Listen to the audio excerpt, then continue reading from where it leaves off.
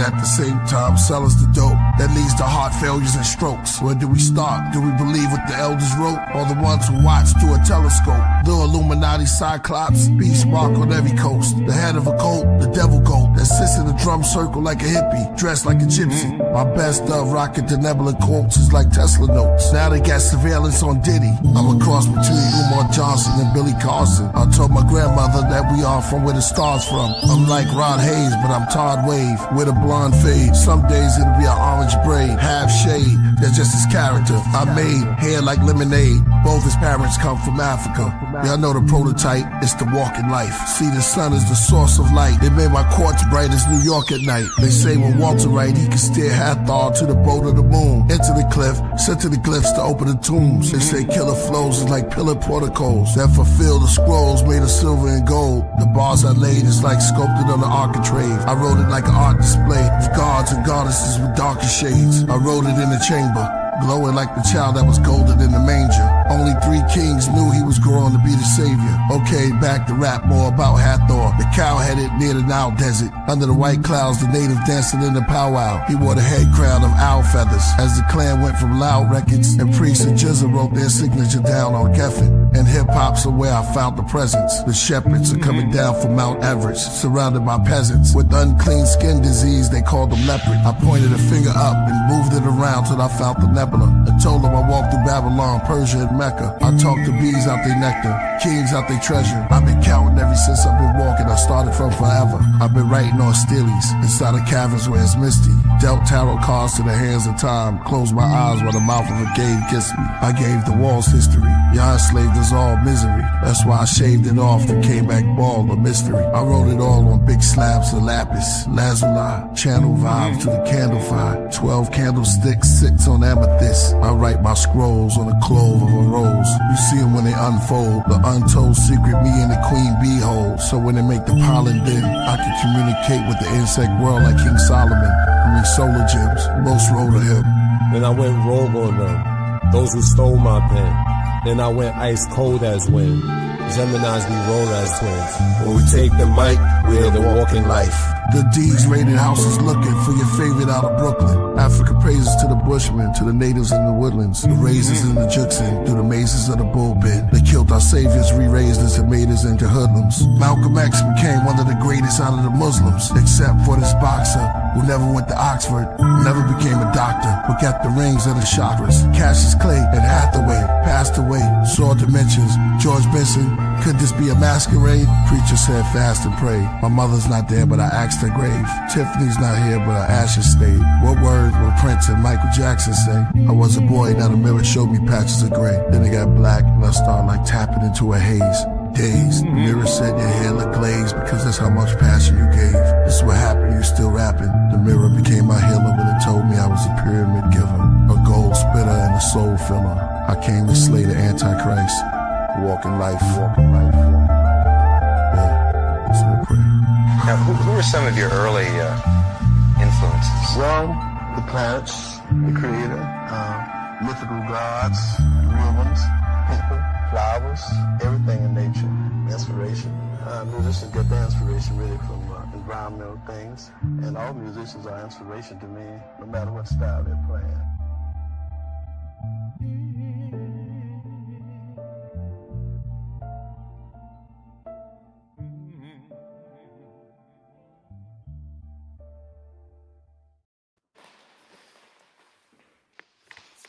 It's Wednesday.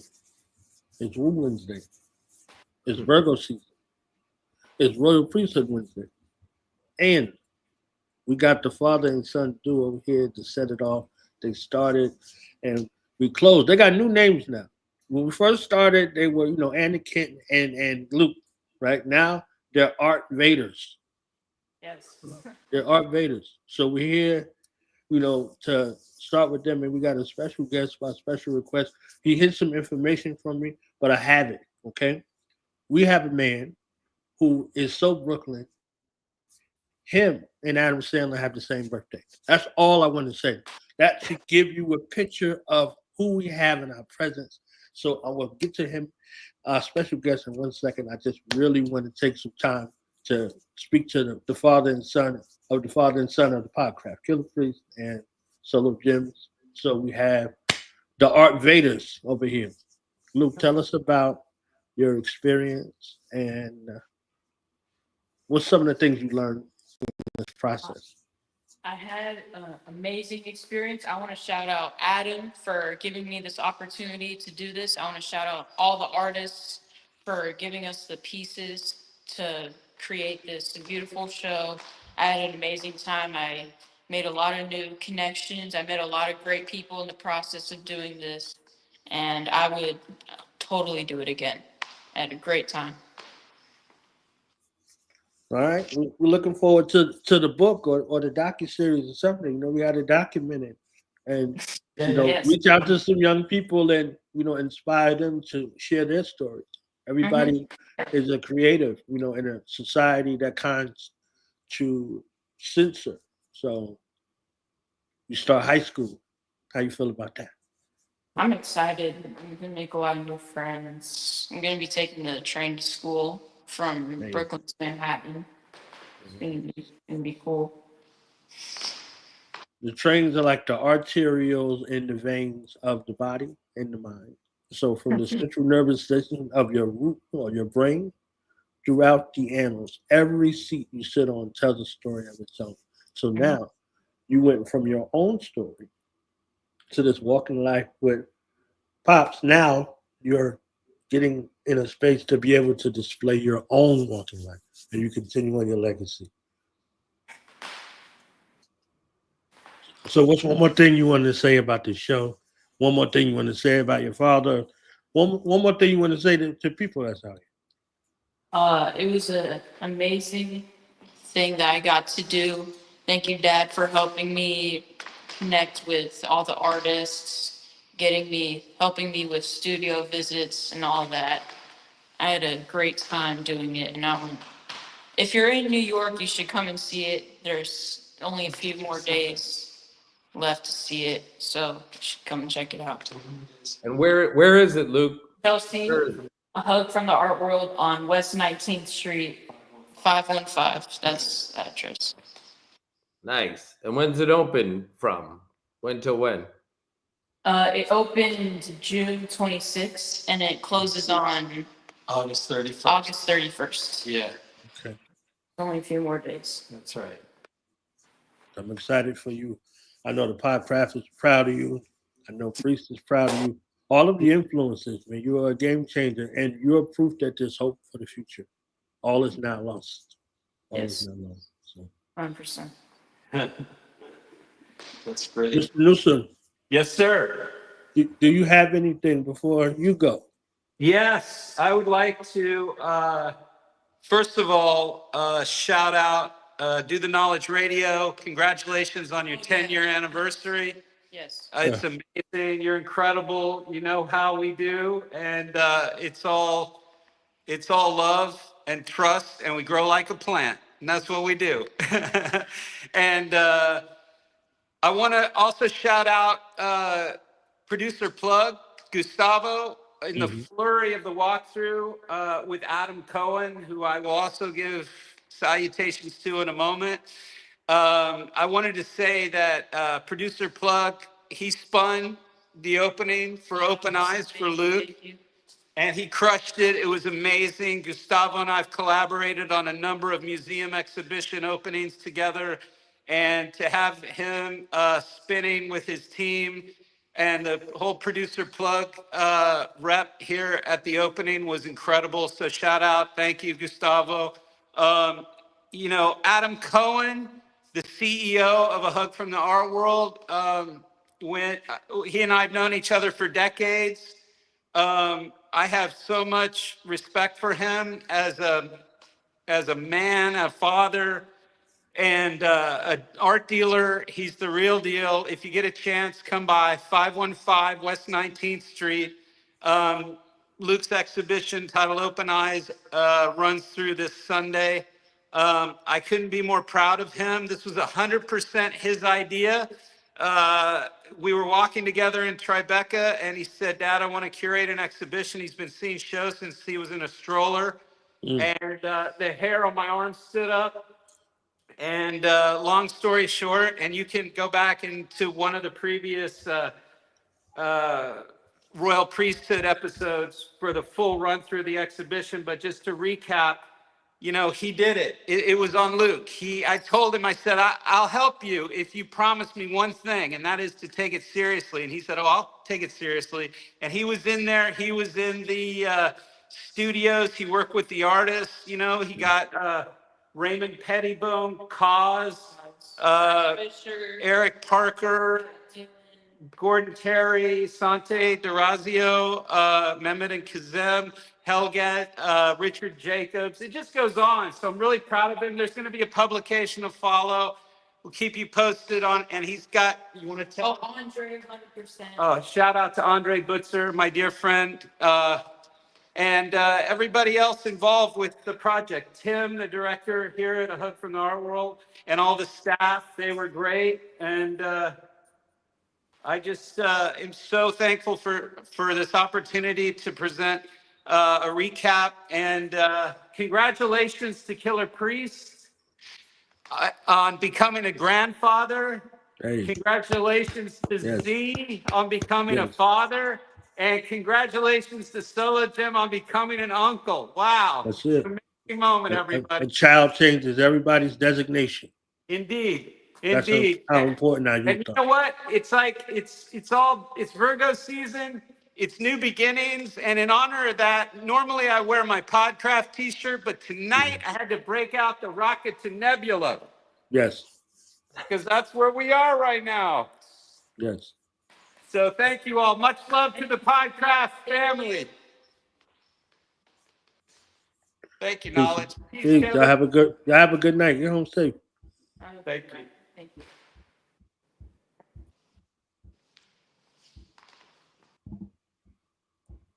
All right. So now, where do I go from here? I'll tell you, ladies and gentlemen. We have a guy, in my opinion, unlike no other. We have a guy who loves cartoons, who loves comics, who loves life and lives life to the fullest. He's a music connoisseur of sorts. And if you saw him, you would miss all of that. So it just goes to show you that you don't judge the art by its paint, right? You don't judge the art by its paint. So you get what resonates with you. I said he had a birthday with Adam Sandler, but he also shares one with Colonel Sanders, and he also shares one with John Coltrane. So I'll take that one. I'll take the last one. I'll take that one. Hey, it works together. It works together. If I can pick one, I'll pick that one. Yeah. Right. In more ways than one. So it Yes. becomes my honor and privilege at this time to introduce some of others and welcome here in Virgo season, in true Virgo fashion. The one and only Kevin Lyons is here tonight. Thank you very much. I appreciate it. I'm excited to be on here. John hooked me up, Mr. Newsom, and I'm excited. He's been trying to get me on this, and finally the stars aligned. So happy to be here. Did art find you, or did you find art? It's probably a perfect combination of both. Two great tastes that taste great together, like the old Reese's ads. Yes. Because as a kid, art found me, but I embraced it as soon as it found me. So I don't know which came first, chicken or the egg, in terms of like me. But as far as I can remember, I just drew.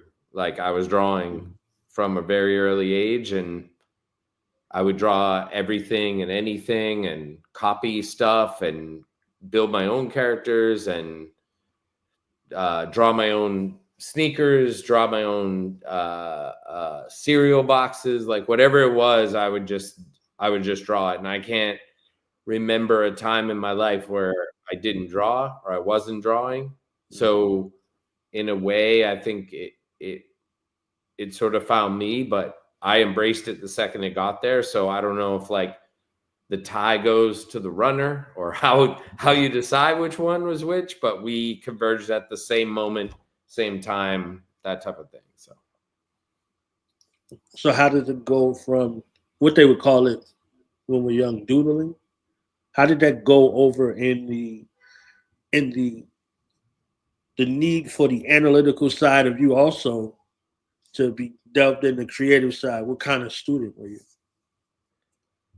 I was a good student. I mean, I've always been a good student. I love just knowledge in general. I love I love doing research. I love reading. I love movies. I love music, big time Yeah. record collector. Again, since a very early age.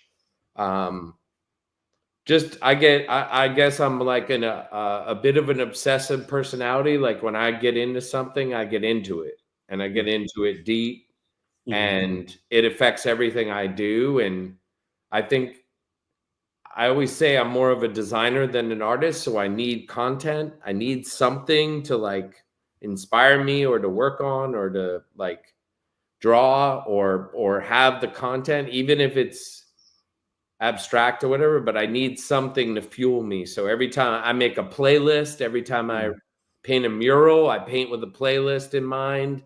If I'm painting a mural in Detroit, I'll download a bunch of Detroit artists or Detroit songs, or I'll play every Dilla track that ever existed while I'm painting. So because I want to live that moment. So yeah, a lot of it is like obsessive personality. Like I create when I do an art show, I create a playlist for that art show. I read books around that art show. I like it always becomes a theme or it's like I mean I've never made an album before, but it's kind of like making an album, right? Your storytelling, what's the first track, what's the second track, what's the third track, and what's the inspiration, that type of thing. What's the theme? So yeah, I've definitely always been a student, and then drawing has always been that more of that expressive side. So I definitely analytical for sure. That's a fact right there. I'm my hardest critic, put it that way. So that's where the sun is, right? Internal, external. Sometimes, or it's where the sun goes down because I stop myself from maybe doing stuff because I get too self-critical and I go, no, I shouldn't go there when other people are already going there. But that's just part of who I am, and I've accepted it as I got older. It was harder to accept when I was younger. So the shift between artist and designer, when did that happen for you? I don't think it's ever happened. I think I was a designer. I drew, but I was always designing. Like I was a sneakerhead. I would rip off album like I would redraw album covers, like heavy metal album covers as a kid, or punk album covers as a teen. And then I would design my own sneakers, my own clothing, my own everything. Like everything was about design. And I don't know, art is, for the John Newsoms of the world who come up with something in their head and they want to express it onto the wall. I'm much more like, how do I put this on a pair of shoes? How do I put this on a hat? How do I put it on a t-shirt? Like, how do I put it on a skateboard? And that's my mentality. And sometimes every designer wants to be an artist, just like every artist wants to be a filmmaker, and every filmmaker wants to be a musician, and every musician wants to be a rapper, and every rapper wants to be an artist. Like, you know how it is. You know how it goes. Like grass is always greener. Somebody's got to not be able to do something, so somebody else can.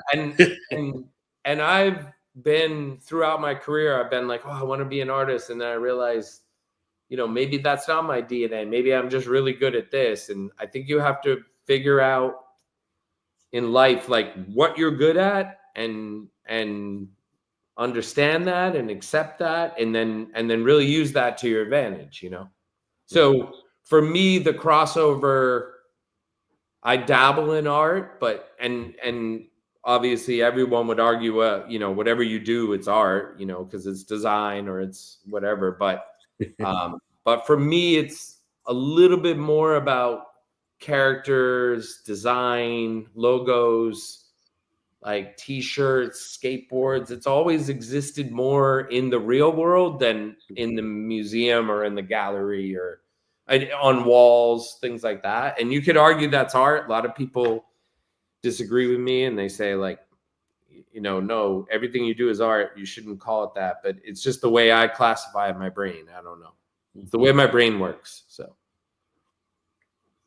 So earliest music recollection, and then we'll go into a special part. So music for you in that way, because you resonate in so many facets of music. You know. Yeah, it's funny. I and I know this is a common story. I know like Dante Ross and others have talked about this, but like I was a alt hardcore kid as a kid. Like I'm old enough that some of the early hip hop was like creeping in when I was a teenager, but it you know, if you weren't in the neighborhood hearing it, you didn't really hear it. And so I was a big hardcore guy. Like Bad Brains was like my favorite group in the world, and just hardcore in general. I was a straight edge kid, and I just listened to a lot of like alt rock, college rock, and then very much in the hardcore scene. And when I was in like a freshman or sophomore in high school, I just stumbled into my record store and they had put Public Enemy, Yo Bomber Show in the punk section. And this, I've heard this story many times, especially from white dudes out there who like went into their local record shop and they looked at it and they said, that looks like I thought, oh, another Bad Brains, another like black punk band. That's cool. And so I picked that record up, brought it home, and that really changed everything. Like Yo Bomber Show was like the punkest album. It was more punk than HR and Bad Brains ever were. And then Criminal Minded comes out, right? And that you're like, well, that's a punk album. And then you listen to that, and you're like, whoa, that's more punk than anything else. So like I sort of started in this very like rebellious music and then found the most rebellious music. And that really changed everything. Like hip hop to me as a young kid who was looking always for like something that goes against the grain, I gravitated there. I don't know why. I mean, I'm the very definition of the backpack hip hop kid. All the white kids that used to go to all the shows, and I used to wear my Timberland backpack and my Timberlands and my Jerbots, and like I was backpack hip hop. When they make jokes about it, it's pretty funny because that was me. I didn't realize it at the time. Later on, I was like, yeah, that was me. I was a backpack hip hop kid, shaved head, like white kid, trying to get to the front of the stage type thing. But that was where I came from, and that was hip hop to me was the most entrepreneurial, the most rebellious, the most like the sounds were different, and that's the thing that really, I know you asked for the earliest recollection. It's all good. Walking, still walking life. Yeah. Yeah, but like that was the most impactful moment where I said, like, I don't know what this is, but I'm gonna follow it to wherever it takes me. And then, you know, because I'm a designer, I use words a lot, right? Like design is words, it's graphics, and you need content for that. So hip hop lyrics and everything became, you know, like streetwear in general. I was there at the beginning of streetwear, and Priest had Alex on early, right, you know, a couple weeks ago, with you know, talking about Supreme and that era of New York. But a lot of the graphics were so inspired by hip hop, right? So you would put like Knowledge Reigns Supreme was a favorite, you know, famous T-shirt. But everything that we did, we started sampling, right? And that concept of sampling in hip hop, we took from a design level and put it on shirts and hats and pillows and sneakers. And so we sampled the samples because we didn't have that. We needed words to put on stuff, right? So those you know, the sayings, the names, the Jealous Ones, Fat Jealous Ones, Envy, like all these names and these sayings and the slang and stuff that comes from hip hop suddenly became like what we put on shirts. So it was the music from a very visceral, like emotional level that I listened to the music, but I also borrowed a lot from the music to like start making my own t-shirts or working with others, or it's how I communicated and all kids wanted to buy that. Kids wanted to buy that stuff. So yeah. So the Wu-Tang journey for you, Wu-Tang is Killah Priest.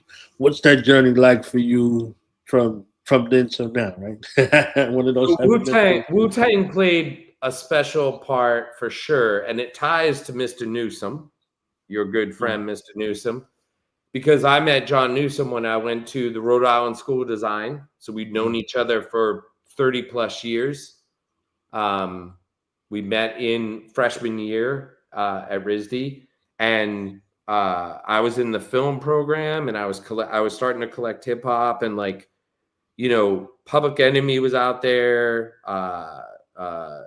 and that sampling and that violence, that grime, that sound that was like, Sun Ra says, I like sounds that upset all people, like it's that's something that would make you like, your parents don't want to listen to that music, right? And I think there was a gap in time where it became Native Tongues, which were great, and De La and everything, and it went from Public Enemy, but then, and there was a little bit of that BDP, and then there was the West Coast rap, but then all of a sudden, I was in New York City. I was 21 years old. I go to Fulton Mall, and they have, in one of those downstairs record stores, that in Fulton Mall, Brooklyn, there's a whole row of this Protect Your Neck single, right? And there's like 100 of them. Right. And there's stickers all over it saying this is the next shit or whatever. And I'm like, wow, it's kind of a dope like logo and the W, and it's got the little Bible on it. And it's a record label. It's before you all signed with Loud Records or anything like that. So I'm like, and that was the one with After the Laughter Comes the Tears on the side, because that was before it was reissued on Loud. So I bought 2 of those, and I brought them back to campus, and I went in the recording, like we had a recording studio, so you could play music really loud.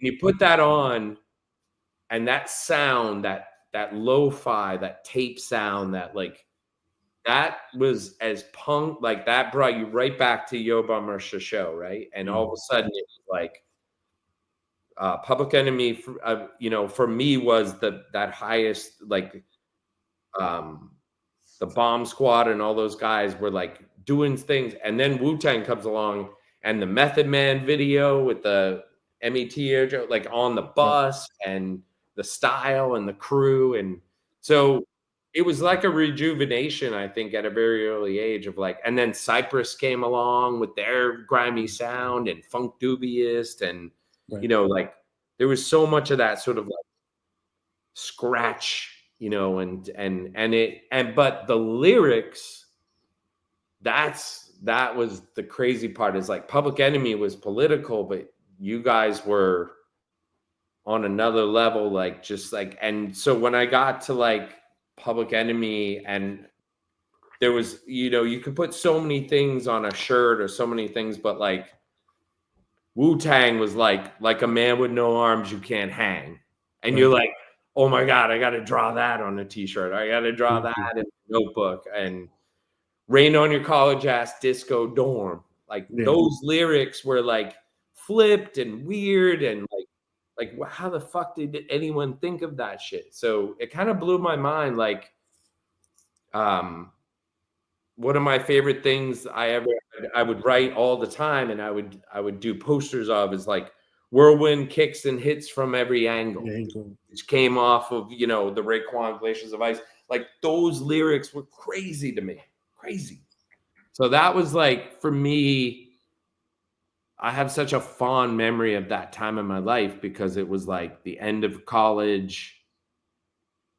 you know, trying to find a job, walking the streets, listening to my Sony Discman, the yellow Sony Discman, eating Mrs. Fields cookies and a slice of pizza. And that's all I ate every day because I didn't have any money. And then just walking the streets and listening to those records, those early records, like, you know, that's Wu-Tang for me. You know, that's how that, like, I started. I'm very proud, because I can't say this about a lot of things. Like, I always found people like second or third, but like to get that, to have those two records to this day, and, you know, as the originals, I mean, they're worth a lot of money right now. And also they're like two of my prized possessions, you know, to have that record before you guys signed Aloud. It was just on Wu-Tang. That's a moment, you know, and that was like, they really, what you guys did with clothing, with sneakers, with like sneaker culture, like that was, you guys like took it up a notch, you know. There's lots of great hip hop of that era, 93, 94, 92, 91, like Nas, all them. But the way you guys branded yourselves, that have satellite businesses, like everyone was different, everyone, you know, and like, you know, it's funny because listening to like the Killah Priest on the podcast too is like, I just remember, you know, like Fourth Chamber, and one of the most underrated songs ever is like the Bible song, the basic instructions before leaving Earth, like with that chorus and everything, like all that too. Like all these are memories that floods back when I think of Wu-Tang, and that's why I was excited to be on here too. It's just, it gives me a chance to tell a few stories and a few things that happen. Yeah. Anyway. That's beautiful. I mean, it was a dream of children who never lost sight of the dream, regardless of how many twists and turns come with the story. So, you know, it's a dream. The things that were in your heart, the things that were in your mind, you held on to them and you shared them with the world, regardless of what anybody said. Two things happen with music. Music begets music, whether you like it or you don't like it. It's a muse. The art and the creativity and the analysis all come from the same place. It's not different brains. It's one brain, right? So, you know, when you hear something like horrorcore, is a word for it now. It wasn't a word for it then. You see what I'm saying? Yeah. So it was based off of things that the muse that everybody grew up listening to. So they translated it as a gift, like, oh, these were our influences. You know, if you hear Method Man break down, Method Man, I got this from this, I got this from this, I got this from this, I got this from this, I got this from this. Now he has the articulation. At the time, it's there. So hindsight gives you the opportunity to be able to look back. So all of that, you know, makes its way back to this, you know, next question. The story of adulthood and the story of fatherhood for you, and how that motivated you in another way to begin to be another sort of designer. Oh, totally. I think it also goes beyond art into the entrepreneurial, right? Like set your own, like what Public Enemy did, what Wu-Tang did, what De La did eventually, like all these like hip hop groups had to establish their own business, their own platform. They had to carve out their own place in the world. And the fact that you guys broke that system of allowing each individual to go to different record labels, but then come together to make the same record, like that's been documented as like revolutionary in the music industry. Because in the music industry, if people wanted to go solo, they had to stay on the same label, because you couldn't do an album with someone who signed to Loud and then signed to Priority and then signed to like Def Jam. You guys managed to do that. And I think those are some lessons that I think all of like street culture, street art, we've all like learned from those lessons. Like you guys taught us, like oh shit, I have to own my rights to my art. Like I have to own that. I can't give that up. I have to be careful of who I give my art to and who I give it to. I have to create my own LLC. I have to create my own business. I have to do taxes and I don't want to work for someone else. I don't want someone else to own this stuff. So even when I sell my characters to corporations and stuff, I'm licensing them out. I'm doing the same thing you guys do with music and you guys do with each individual. And, for me, that was very much that I think that taught all of us as young street artists. We all had our own brands and we wanted to own our own shit. And that comes from watching hip hop groups own their own, labels and make their own decisions and things like that. So it goes beyond just the music. The music is inspiring. I can't imagine. I never work without music ever. Like music's always in the background. And it's part of my life, but also the lessons learned, particularly from hip hop and hip hop artists such as yourselves, the group itself, that taught us the lessons we needed to be independent designers, brands, like stuff like that when we were coming up. So it inspired a group of people around the world. Music anywhere, everywhere you've been, whether people speak English or not, the universal language. Oh, yes. That's precipice, that brings people together is music. Whether you understand the music or not, you don't have to. You can be 100%. anywhere in the world. Anywhere 100%. In the world. And somebody will talk to you if you're a purveyor of that music.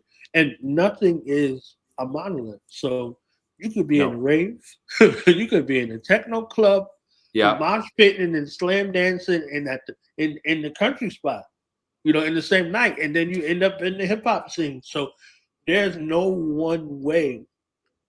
Music sets the stage as a muse, as a soundtrack for your life and your interests. It gets you curious. There are people that recited all of these lyrics, and then you talk to them after they don't speak no English. They don't know what you're talking about. And then the music comes back on, it works. So and it also, works. I love listening to Japanese hip hop from the 90s, right? It was like amazing. Like that was an era in Japan. Think of French hip hop, like some of the best French hip hop. I don't know what the lyrics are, but I know that like the delivery, the beats, everything else, like so different. And that's the same with jazz. Like last summer, I spent most of the summer in Japan, and I just started really getting into Japanese jazz. And I was like, well, you always think of Japan and you're like, oh yeah, they collect all American jazz. But there were some cats that were copying American jazz and elevating it and doing it in like a Japanese way, like with Japanese instruments and sounds. And like, that blew my mind to go like, whoa, you guys one-upped and took it to a whole nother level, just like what happens with hip hop. Same thing with jazz and stuff. So jazz, blues, all of the genres. Jazz, blues, everything. Because of the influx of the U.S. involvement from a military perspective on mainland. 100%. So people from all across the world, they bring their culture and they bring their music in a place that gives culture and music to the world. So Wu-Tang, if you think about it, Wu-Tang was there since the 90s. But by the time they got there, everybody knew their lyrics because people who were getting it, sent from America to overseas, it was a whole nother thing. So the music, there's DJs who's been in, Japan, China, Korea, Germany for their whole life. Yeah, their whole life, and they trained up DJs and all of those things. It's like it's so many aspects in regards to inheritance, in regards to how it's seen and heard everywhere. And it creates tribes, right? Like when you walk through Berlin, the hip hop heads, the jazz dudes, like you give a like heads up. Like I respect that. I respect you. Right. And regardless of what they hear on the radio. Exactly. They still got crisscross records. They still have those, like it's not the too cool for school sort of thing where it's over here where, capitalism dictates what's in the moment, not what's there for the life. You see what I'm saying? So B.B. King and all of the greats who had transitioned, They went over there to live. They went over there to live the art that they fell in love with, and they wanted to give to the world in the place that would receive it. So continuously touring overseas, Red and Meth overseas. They had a formula for 15 years, I believe, where they put out an album enough for it to go gold to tour, and it just kept working that. Because that's a rock and roll system, right? That's like goes to Ohio Players, and Earth, Wind and Fire would do that, right? They make all their money. So Muddy Waters was the group. That's why it's the name of the album. Then Muddy Waters 2, where it gives that that house space that we give to other places like Jersey. 100%. Redman was a house DJ. Yeah, you understand what I'm saying? And a DJ just on another level, and he got discovered. By Eric Sermon in a club. Yep. So it works. All of the stories are the things that become brilliant. So whoever was in that club, whoever was in that spot, one of my favorite guys, E. Boogie Brown, he's a Virgo also. He was a dancer forever. And he's still a dancer right now. And he does so many things in regards to that. You don't think about the people that you saw creating the cultural adaptations for what you see.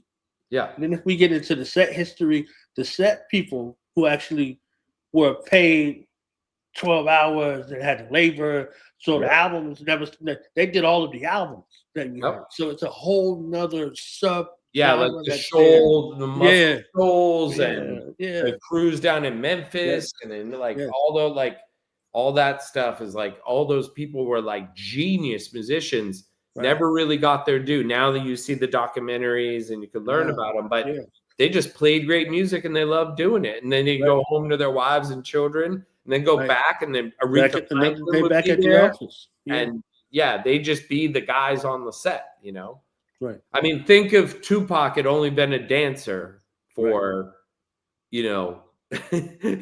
like if he had stayed a dancer, we never would have known how great Tupac was, but he started there. That's how he got his stage. Another Virgo Shock G was like, all right, you got something? Yeah. Give you a chance. Like, you blow it, that's it. But he saw something in him aside from, his own cultural background. So exactly. Mind that tech mind in that space. There's so many years of great influences and influencers. That's a buzzword nowadays, but something has to motivate you to be great or motivate you to not be great. And our own self be true and how that works. So. Yeah. And I navigate that as a father with my kids, because my kids, they're growing up with way more access, way more privilege.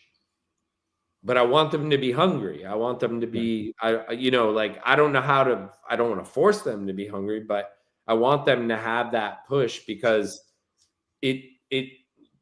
to them, it may seem like, why do we have to push? But that push is what uncovers the secret joy that you might wind up with, because you kind of get there and you're like, I pushed for this and it was worth it. But if I didn't push, I don't know if I'd have all the things I have now, So the drive was always there. I was always like, you got to keep going. You got to keep trying new stuff. You got to keep moving. And maybe it was just a fear of standing still, but that was part of what I was doing. I was motivated to just keep pushing. And even to this day, everyone's like, take it easy, stop moving, move less or whatever. And I can't.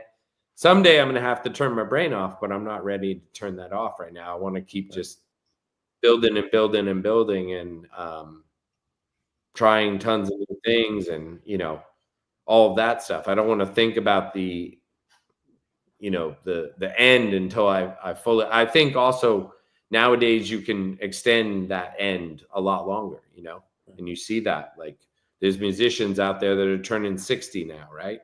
So there's rappers turning 60 still making amazing albums. So it's very different than it used to be, where it was like at 30 you were an old man and you couldn't do this anymore. So it's amazing to me. They're like, LeBron is 40 years old and he's still like, what are you talking about? How old are you? You understand what I'm saying? Like, he is an anomaly in that world, but he still has a long life ahead of him. Right. So, the benefit of not going to college is one instance. It's right there. Right. Yeah. So, that, but it came with its own set of unique challenges. So, him and Kobe Bryant, like his birthday was a couple of days ago, they had the benefit of no college and their survivability. So their survivability was the NBA. Yeah. So they learned and saw all of their contemporaries and all of the mistakes that they made along the way. And if you're the new guy, they treat you like a new guy, and all of that stuff until you develop your own way. And he learned, Kobe Bryant, for instance, and LeBron learned from the people who came before them. And, there was nothing to see LeBron James working out with Hakeem Olajuwon. Yeah. And he's in his 50s then. So they're like, oh, yeah, he's in his 40s. People taught you have right people around you. Those things change, or you learn harder lessons than you have to learn based off of your own stubbornness or ignorance. But either way, you learn the lesson. Yeah. No, totally. 100%. And also those guys all learned the what they're worth, right? That was the big shift in the NBA is like, wait, I'm in control of how much money we make. Not the league is not in charge anymore. The league built everything, but by the time Michael was finished, it was like Michael knew what he meant to the league, and LeBron could learn from that and benefit from that. Right. And that's the same way you guys did with hip hoppers that came before you, the mistakes they made, you learn that, and so on and so forth. I did the same thing when it came to clothing companies and small brands and stuff like that. We learn and we move on. We learn and we move on, and that's how we shift, So I heard I sound like an old man, but right. I heard in an interview you made reference to the Monster series that people may know you for, that you started that off as something to get, your children at the time to eat their lunch. It totally was. I'm a designer at heart. I work for a lot of other people. I make my own designs. I make work.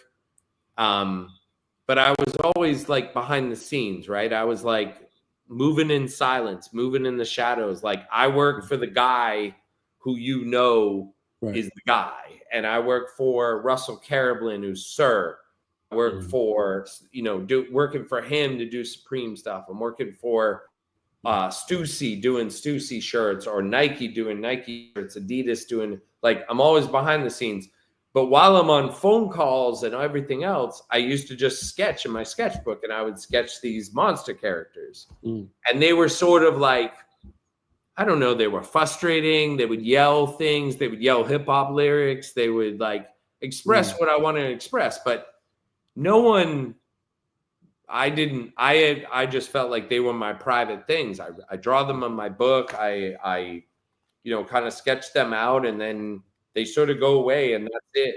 And then when I had kids, you start drawing for your children in a way, you're drawing with them. And then, so long story short, my oldest daughter, her name's True, True, and she wouldn't eat her lunch in preschool. So I started taking these monsters, and they would say something like, the quote from Beat Street, eat your eggs or I'll break your legs. That was the first one I ever did, because I was like, what do I tell her?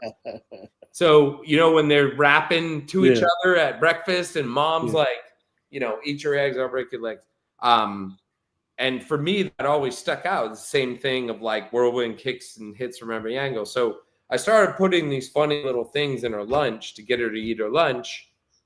And then people started asking me for art and everything else. And I was like, you know what? I don't have any drawings for your show, but I have all these drawings I did for my daughter. But why would you want these? And as I started to show them, people started to like them. And I was like, what do you mean you like these? So, they were built for my children, they were made for me personally.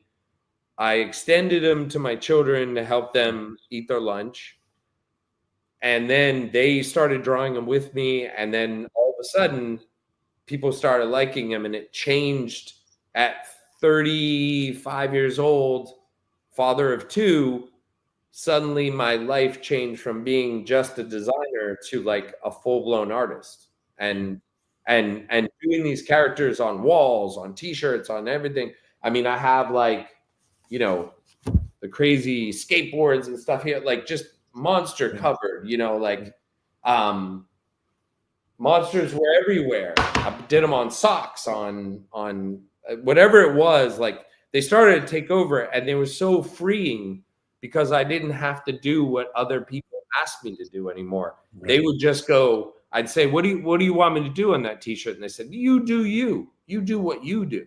Right. And that changed because it empowered me to not have to always do what they wanted me to do. Because they used to say, well, I want like a logo ripoff of this logo with weed and an explosion behind it. And then I need my boy's face right here. And I'd be like, they never know. People never know. Okay. But they know they want something. But now they just come like, yeah, whatever you want to give us, we'll take. We love it. Like, and that was freeing because then I could be like, I could start to make a name for myself. I was always in the shadows. And I think by having my own daughters, they actually freed me by drawing for them. It freed me to do my own work. Whether I'll always give them credit for that because I probably wouldn't have done it had I not had children, to be honest with you. And that is like an unlock in my own head, but it may have come out either way, but it really was perpetuated by, hey, I've always drawn these things. Do you guys like them as 2 and 3 year olds?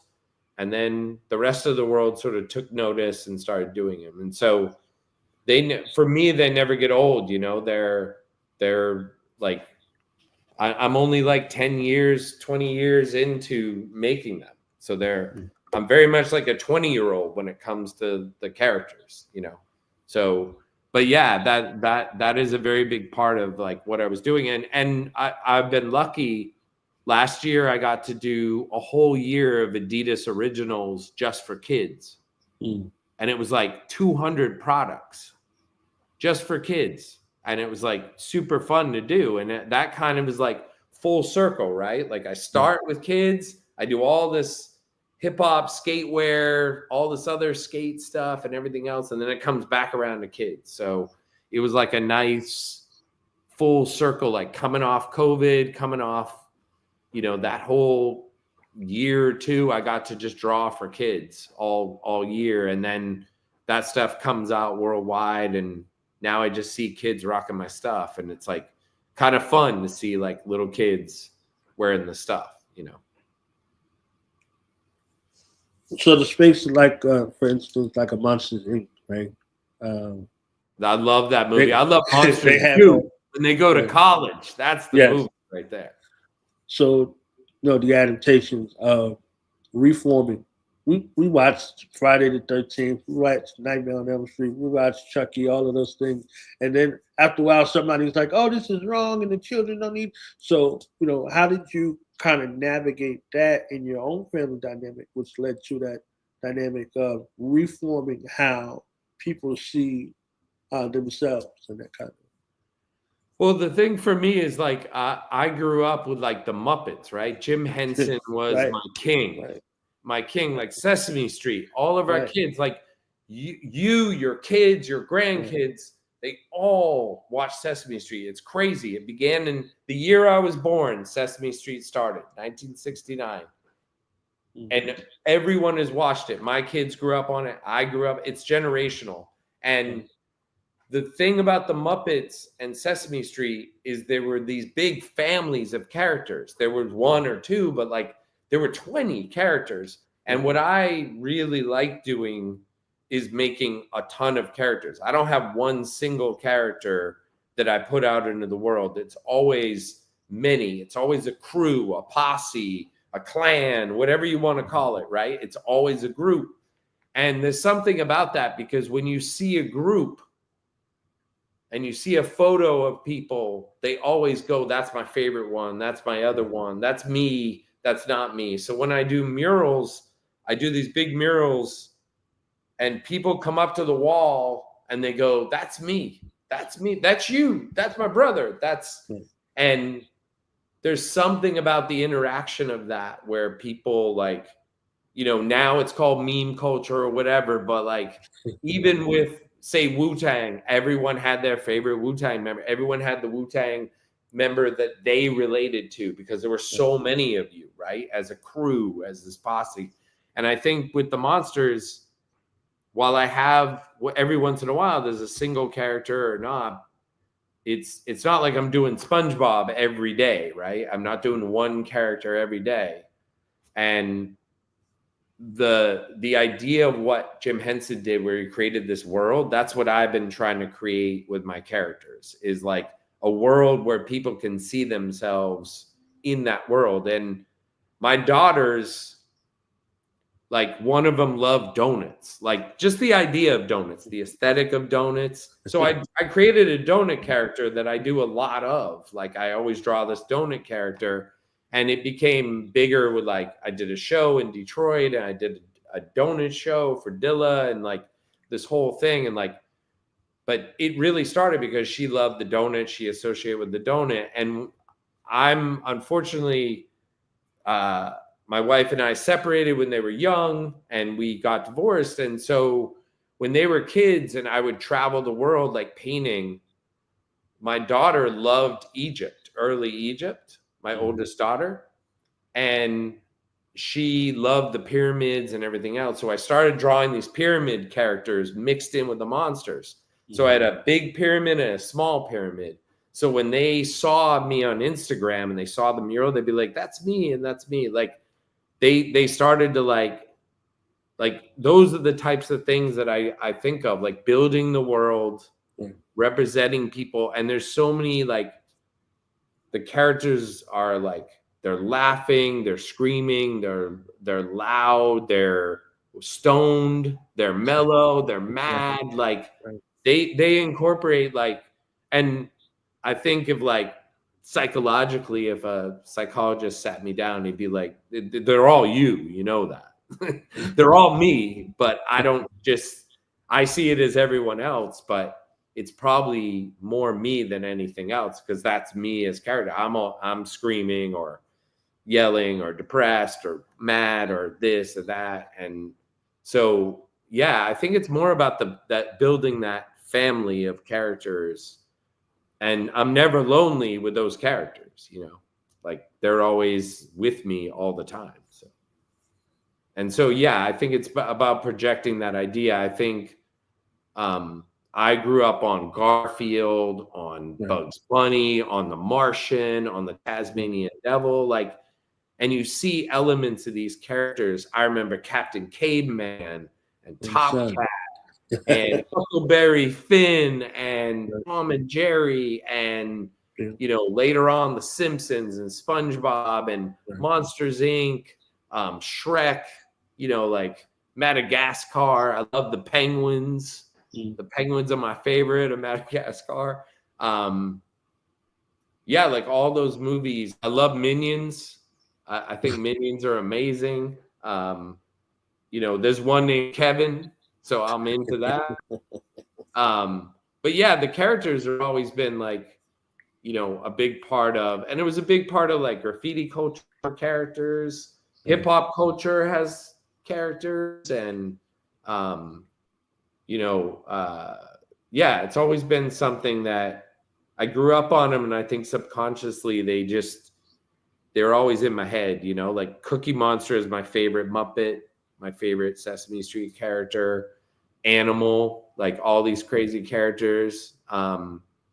Yeah, it's like, I think that's where it all comes from. And yeah, I think it's the same way you guys like were so influenced by Asian cinema and kung fu films and stuff like you will have to have that place, right, where inspiration comes from, and like and it helps you. It's like a cheat sheet to get to a place where you can create something of your own, right? So like you use that influence and then you create something really different out of it, you know. Art doesn't have the benefit of an intro to a song, right? You have to jump right to it. There's no intro. There's no quote. from a movie that you could put in there, but you do still sample in the same way. Like you take something. So I take, like you could say a lot of my characters' eyes look like Garfield's eyes, if you really look at it, right? And I'm not afraid to say that, you know? And people always, you know, I get these like crazy street dudes that walk past and they live on that corner when I'm doing a mural and they're like, yo, it's Garfield, you know? Yo, it's SpongeBob. I'm like, yeah, cool. I mean, it's a good compliment. I'll take it. Like, cool. If you think it looks like as good as Garfield, I'm all right with that. I'm not going to try to explain to you that it's different than Garfield. It's like, that's your emotional reaction. Right. I'm cool with that. So I painted in Doha in Qatar. Yeah. And they thought I was like Angry Birds or something. They were like, look, he's drawing an Angry Bird. And I'm like, actually, no, it's just a character. It looks like, because they don't know what characters are, right? So they don't. And I was warned, the guy who brought me out there said, you're coming to the Middle East. They don't really know what your character, they don't know street art like that. You know, they know murals as like flowers and women's faces and like, but they're going to see a character and they're going to be confused. But the fact that I started giving away my stickers and like giving it to every kid and they started to learn about it, like that's the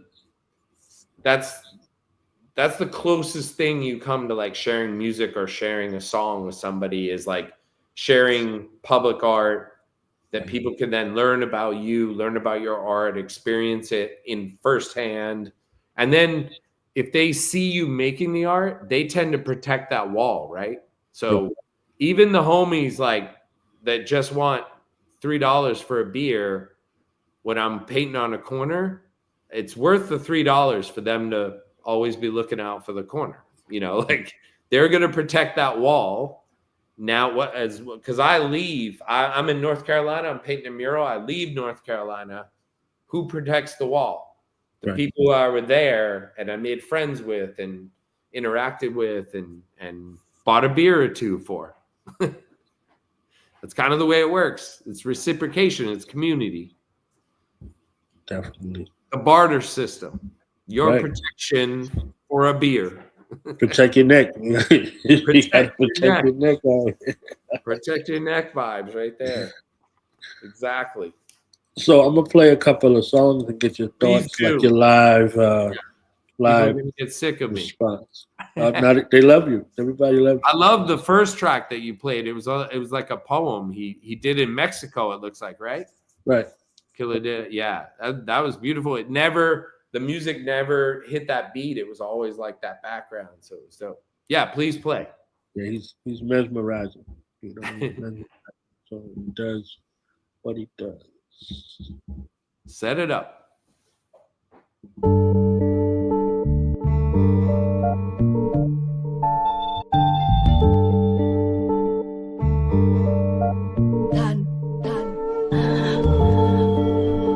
Fire worshippers, Abraham followed Abraxas, Sax, priests, honorable and hollow word. Same word, sages of the ages, and prophets, Coptic, Gnostics, and apostles heard. Then those sinning, unfinished, now it's written in the ribbon, and held by 4 swallow birds. Beneath Abraxas practice, in the blackness, seance, each one of my classics. Burn a candle to Anu with bottled myrrh, and Quetzalcoatl and herbs. Preach the novel in the marble Ben Hur, a gold icon of Basilides of Alexandria. They sold to Italy from a palace out in Zambia. Stole from Sicily, Africa towers over Pangea. Amateur, reaching for my pleroma. Deep sleep in yoga. Psyches like the Pisces of Jonah. Tertullian, so I get the nutrients and come out a Nubian. I'm not talking about the ancient Natufians or hooligans when I'm putting out something new again. Let LF tell her death. Me, I'm an embellish on the angelic. Holding the mic like a relic. Last one left. Priest and purpose. Living footprints deep in the surface. Enough to be called a crater. Meditating in the Tibetan hall in Asia. We all evolve from nature. The ink shooting out my pen like flaming balls hitting my paper. I grab the dark horns of archons and star forms. The bars drawn to give you Mars floors to walk on. Epiphanius, Arrhenius, Hippolytus, sit by fire. Different writers sniffing coke. Who's the most highest? Baptize the Holy Ghost. Santa Morte, Phantom in all gray. Stands in the hallway.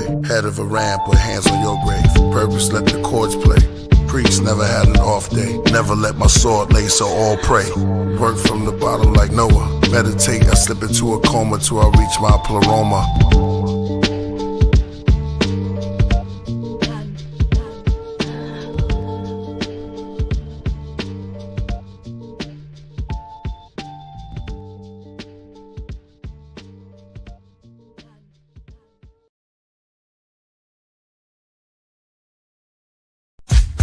Play more Killah Priest.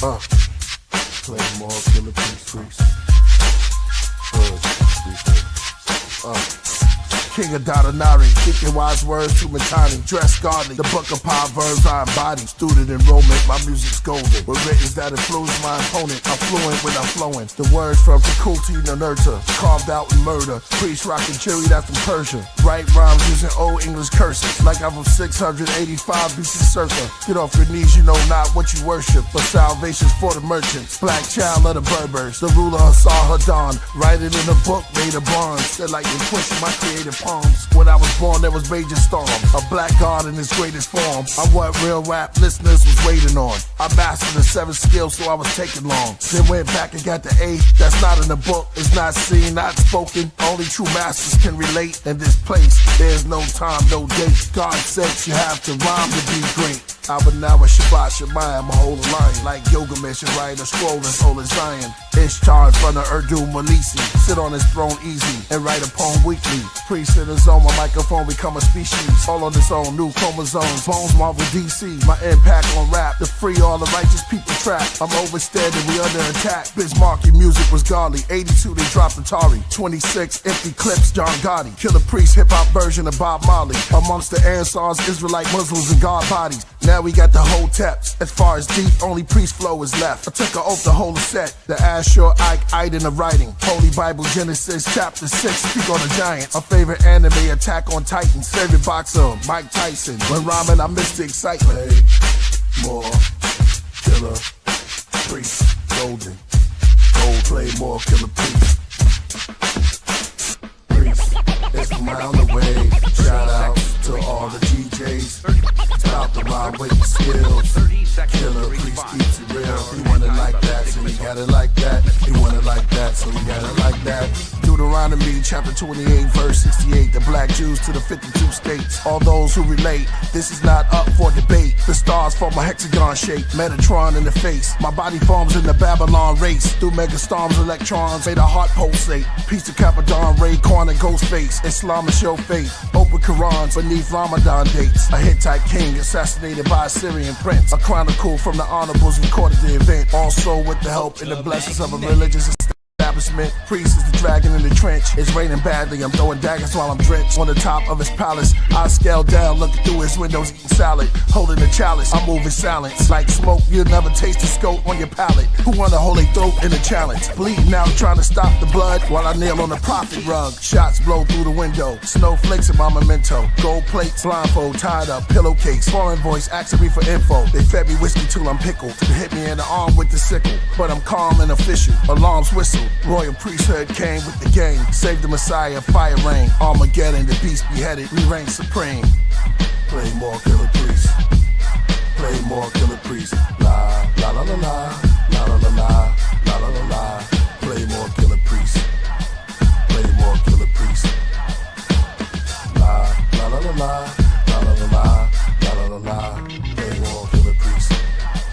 Play more Killah Priest. Say the fake one. Yo, you need some understanding. Here we go, here we go. To learn the laws and commandments, cause we're Learning. Yo, city. Our mind is gonna blame. not using our mind. We're not using our mind. We're losing it every day. You know what I mean? Priesthood. Cause we always seem distracted. I'm distracted. Our magic always cause a reaction when we're Real magic, rap magic. You know what I mean? in the streets of the city. Brooklyn, Bronx. Love solo gems. Let's go. Hebrews always talk about reparation. I came here from another world. What we say? With just a hood on me. Just a hood. It's a ooh. Just a hood on me.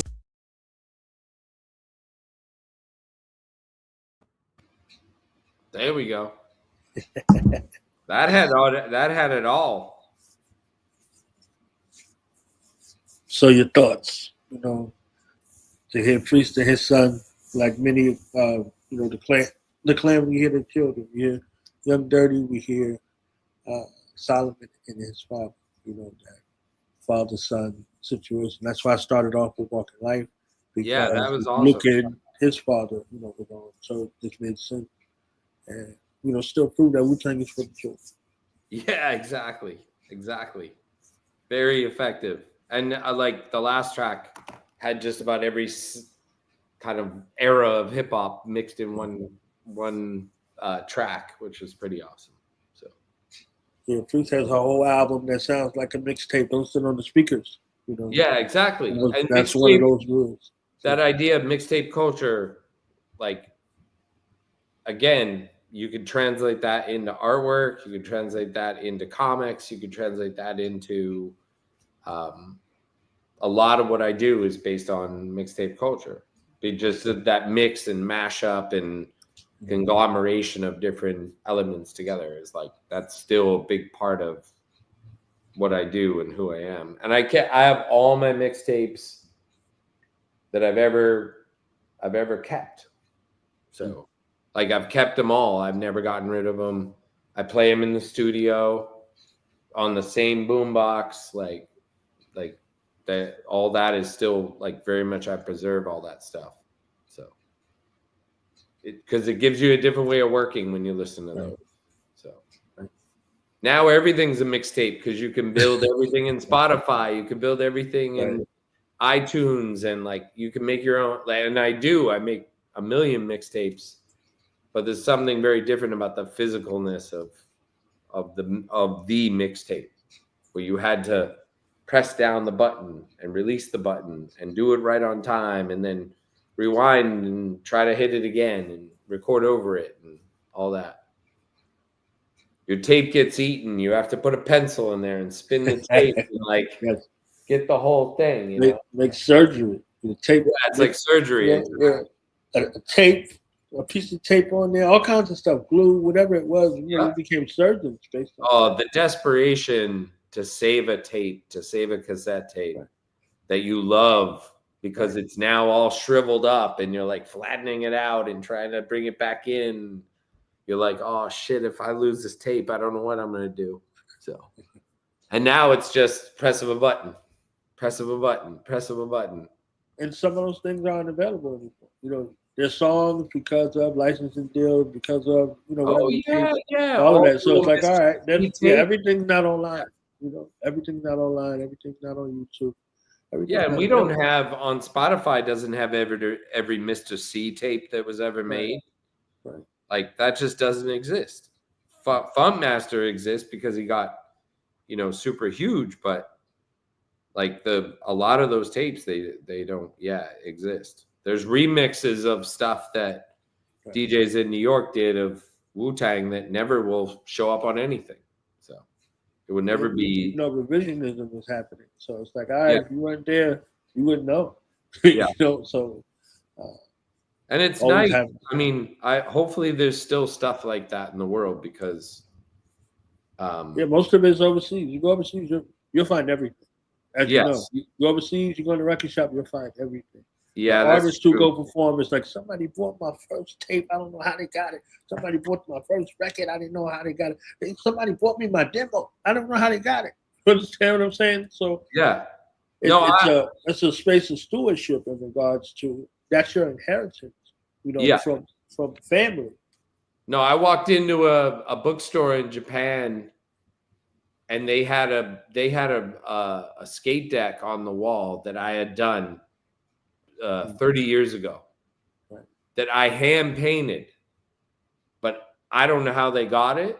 I don't remember selling it. I don't remember giving it away. I just assumed I still had it, but it was in this record store, and I go downstairs and I say, I'm sorry. Can you tell me how you got that skateboard on the wall? And they were like, I'm sorry, that's a private collection. There's no information on that. I said, well, would it matter if I did it? And they were like, no way.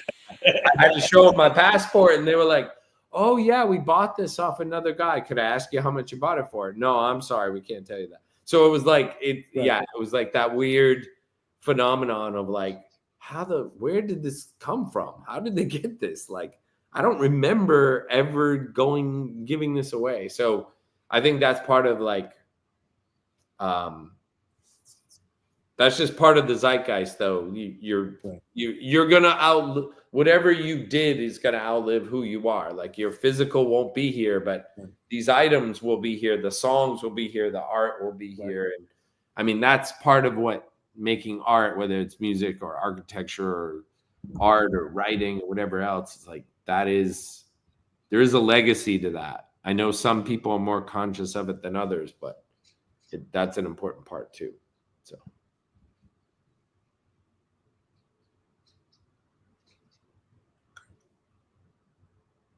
So, final thoughts. What are you working on now? Like, not in this moment, but is there something you're working on now that you're looking to promote? Not so much promote. I'm about to go to Hawaii to do another mural. Paint a wall there. I am working on some skate decks for Girl Skateboards, the company that I used to work for. I just came off a couple projects. What does it feel like to continue to travel and do what you love? Like, I love travel. I mean, traveling to me, especially because when you paint or do art or have a show, when you travel, you meet so many people, you make so many connections. And I love just experiencing new places, new food. I mean, I always come back to New York. It's the place that I love the most, but I do love experience. I love just walking through other cities, right? And discover. I take so many pictures of characters and hand-drawn things on walls, and I discover new music and new record stores and new bookshops and things like that. So I'm a collector. I'm a pack rat. Like I'll find stuff, toys, figures, all kinds of collections. So, but travel allows me to do that because like New York has a certain amount of stuff, but I know it all, right? And I think when you're forced to outside of your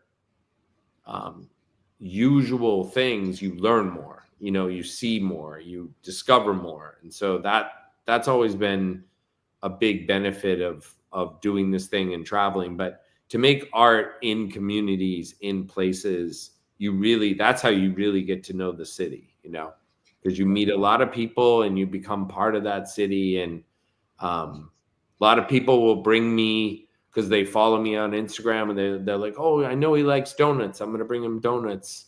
So I get donuts from all these donut shops, and then they bring me their, trade stickers and t-shirts and all this other. There's a lot of like back and forth there. So, and then I'm working on like a couple different, like a book. I'm always kind of working on a book. I want to do, last year I did a show of drawings. I want to do 2 more shows of drawings next year. Hopefully one in Tokyo and one in LA. I've been writing a thing about being, part of culture, but not the forefront of the culture. So this idea of being behind the culture. So the book has a lot to do with like, in a weird sense, and I'm including hip hop in a little, like, what does it mean to be knowledge born in the world of, like, Method Man is the most famous human being in the planet, but knowledge born was part of Method Man, right? Like, and I was part of other people's experience, but I'm not the most famous, but I'm not also the least famous, but I'm like, what does it mean to be part of culture? And because I think a lot of people get frustrated, especially in the art world and in design, they're like, well, I'm never going to be as big as this person. But like some people's favorite rapper is Dilla. He wasn't famous. Like the very fact that he passed when he was young made him more famous, but he wasn't famous when he was, like, he wasn't but he was making beats for Q-Tip and the most famous people. So what does it mean to have pride and meaning, imbue meaning in being like the third guy or the fourth guy or the fifth guy behind, like people like the fact that like we respect Pete Rock in such a big way right now, right? But like back in the day, he was just another DJ. But right. When you get older, you study it, you look at it, you go, holy shit, this guy has a legacy. Like, but he's never going to make the money of certain producers that are out there. But like, so I'm writing about that in the art world context, but I'm leaning into some metaphors and analogies that have to do with like, you're not Eminem, you're not Jay-Z, but what's it mean to be, one of these other guys that were amazing in their own right, and the respect that you should feel good about that, and not always measure yourself against the higher, like, because that just didn't turn out that way. And some of these guys like Doom, for instance, would never have been Jay-Z. It's not in his DNA.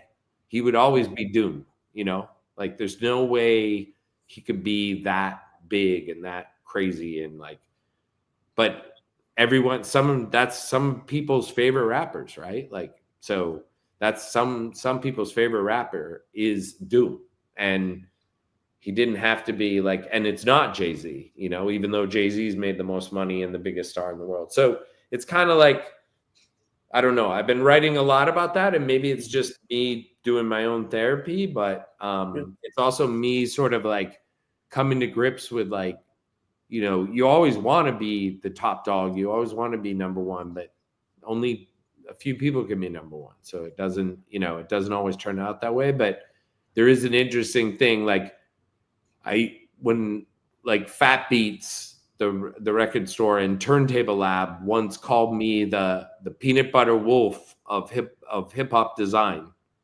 And I was like, okay, like it would be cool to be called the Jay-Z or the Tupac of graphic design or whatever, of hip hop design. But Peanut Butter Wolf is pretty fucking good. And he has his own label and he's created his own empire. And like, there's a certain pride in that. It goes back to the backpack hip hop type of thing. So I'll take the compliments when I get it, but at first I was like taken aback. I'm like, oh, I'm like the, this producer guy that's in the background, but he went on to found Stone's Throw Records and has an empire and releases music and like super talented and crazy, help establish Madlib in the world. And Madlib's another cat that like, he's one of the greatest producers of all time, but he's never going to be as big as some of these other producers that you can say are better or not better or anything else. So it's a really interesting like take on stuff. And I don't know if it becomes anything, but it's something I'm just thinking about and like working on. So yeah, I don't know if it's a journal yet or if it's an actual thing.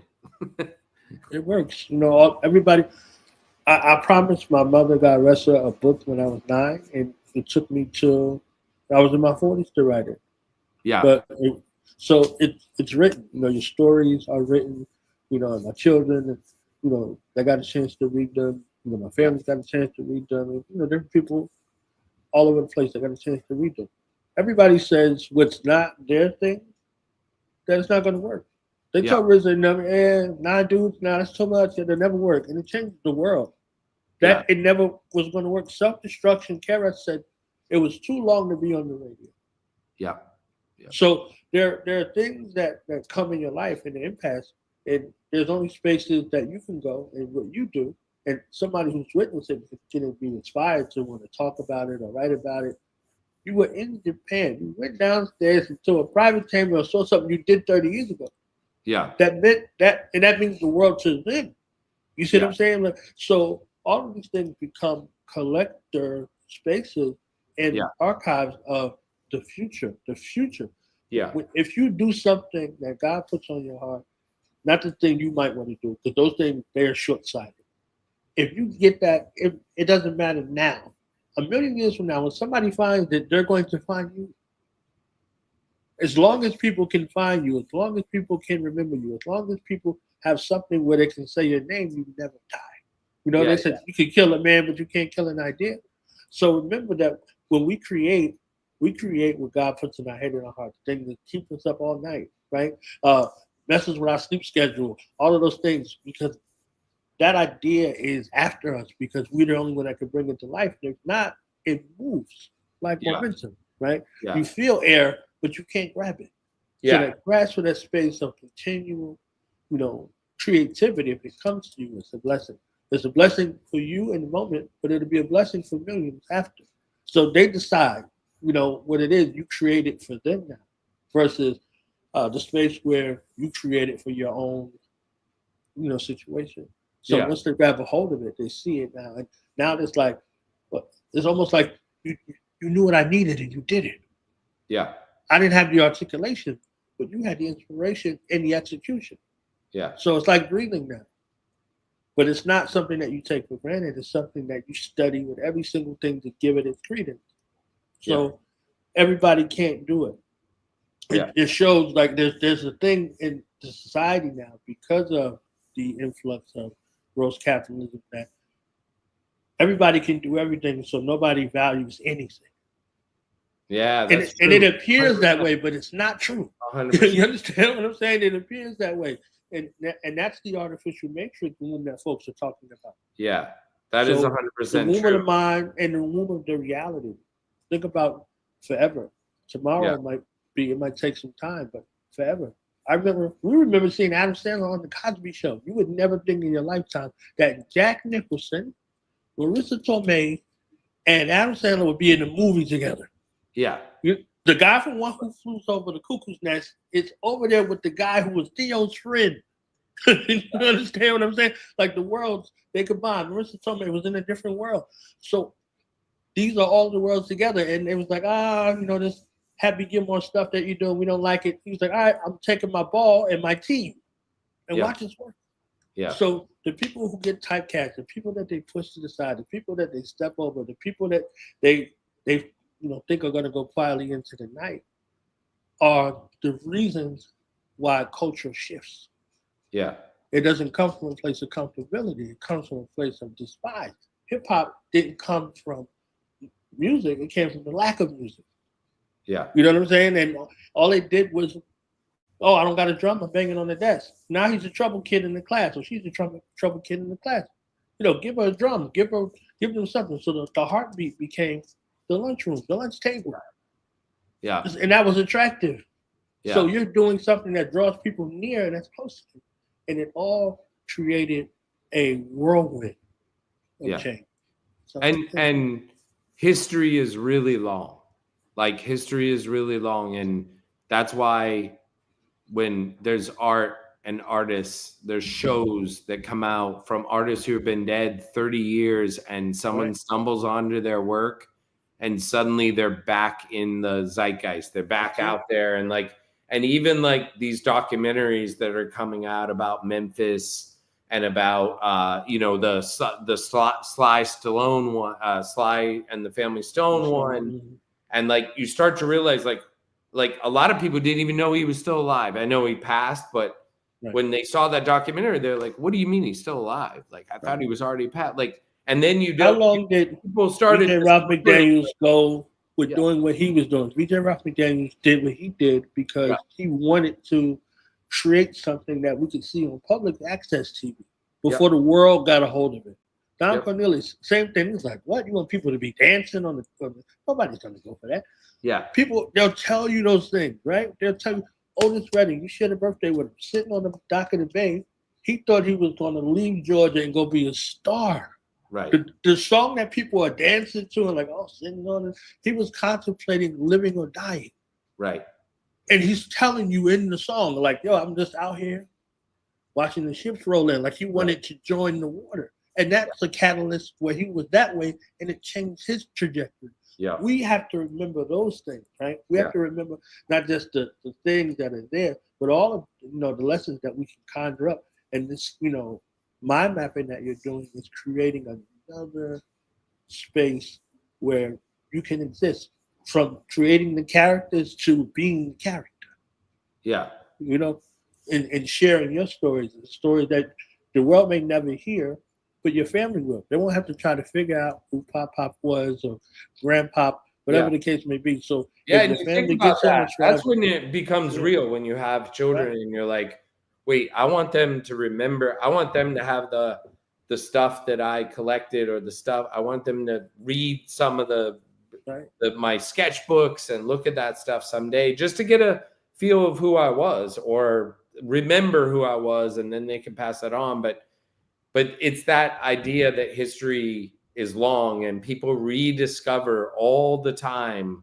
They find somebody that they've never heard of, and it becomes their favorite musician or their favorite artist or their favorite author. And they're like, what do you mean? This person's been dead for how long? 50 years. I just figured out about him, and now I'm their biggest fan. So it doesn't stop with us. And I once had a lawyer who was like dealing with all my art and stuff. And they said, well, you have to figure out where your drawings go when you're dead, like your characters. And I said, well, I'll be dead. It won't matter. And like, oh, it matters. Like, your kids could put that art on greeting cards someday and make money for their kids and their kids. You can't just say when you're gone, they're gone. And the cartoon Beetle Bailey, the little army cartoon, it's 3 generations of artists. The guy started in the 1940s.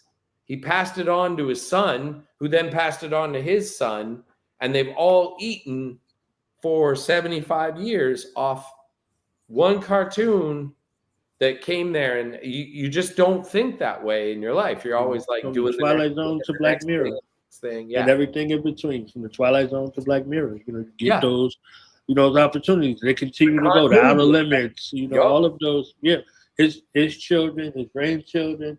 It becomes something that people are still looking at. I watch it every year. You know, I watch it every time and it's still new, because nothing is new in the future, right? Unless you're in the present. So everything else already happened. You saw all of the movies, you heard all of the music, but there's a generation that doesn't have the benefit of that. Someone in this country, I always use this remark, they could be 35 years old and they could be president of the United States, and they don't know anything about America. Yeah. Nothing. Right? So all of the things that happened before their time, to prepare a way for the time that they existed. So it's like Back to the Future. You know? It's and like The Last Dragon, whatever, however it goes. So and you just never know. You stumble onto things like I've discovered in digging for records. You always discover, you're like, who the fuck is this? And then wow, like, who was this? And then you realize they have 10 albums, and now you buy all 9 other albums. And then you're like, wait, how come I know so much about music and I've never heard of this person? Like, you just don't know until you know, and then you become their biggest fan. So it's that through line. It's the continuity. It's like Parliament to Public Enemy to Wu-Tang to whoever's next, whether it be, you know, Tyler and his crew or this crew and that crew. And like, it's going to continue. It keeps going. Like it's always moving in that direction. And art is the same way, you know, like who knew that like John Newsom and I would meet 30 years ago in Rhode Island. Right. And then we have come full circle to like being on this, you know, podcast, him hooking me with you and him being on here with his son, Luke. And then the whole thing is like, again, that circle of life, that circle of creativity that just like, you can't ignore it. It's too strong to ignore, you know, the through line is too strong. So, and it's always new to somebody somewhere. Yeah. When they find it is new. It doesn't matter how long it existed. Yeah. And there'll always be, there's no one that'll ever be like, there's no one who'll ever be Wu-Tang, but there'll be another version of Wu-Tang someday in the world. They'll be different, but it'll be that groundbreaking, that creative, that mind-blowing, but it never be that thing. So you just always have to think of yourself as like, I am the original of who I am, but there's always going to be more. And you can't, like, I see young cats right now who disrespect, older cats. And I was like, that was me back then. I would be like, I can beat them at their own game. And you just have to that's part of it. Like, you should be trying to surpass me. You should be trying to get in there and do your own thing and everything else. So that's just part of it. I'm going to fight. I'm going to keep going. I'm going to keep laying it down. But at the same time, I welcome the next cat that comes around and does amazing characters and blows what I'm doing out of the water, because it's just that's the way it's supposed to happen, So that's what it is. Cool. That's what it is. So we're gonna wrap. I give you a chance for final thoughts. This has been amazing. We gotta have another. Yeah, no, this was fun. It was deeper than I thought it was gonna be. I have a lot of thinking to do, which is awesome. But no, I appreciate the opportunity. Again, thank you to John. I know there's some friends of ours, Mr. Landis is out there listening, some of our friends and some people will listen to this, but really appreciate what you guys do. Really appreciate what Priest does as well. So I'm really honored to be a part of this. I don't do a lot of these podcasts, so I had lots of fun, and thank you for the good conversation. I felt like we were just on the corner talking. Right. So that's the best kind of interview, best kind of thing. with a 40 in the White Owl, Yeah, exactly. Yeah. But yeah, no, I was pleasantly surprised of like how natural this felt, and I'm really excited to have been on here. And congratulations, all these anniversaries, all these crazy concerts that are going on, and all these like parties and what Priest is involved in and everything else. And it's pretty awesome. I was September 2011 Eve Ultra Lounge, I believe it's called, in Staten, when they did the anniversary. They did the full. You guys did the full 36 chambers in that little club, Eve Club.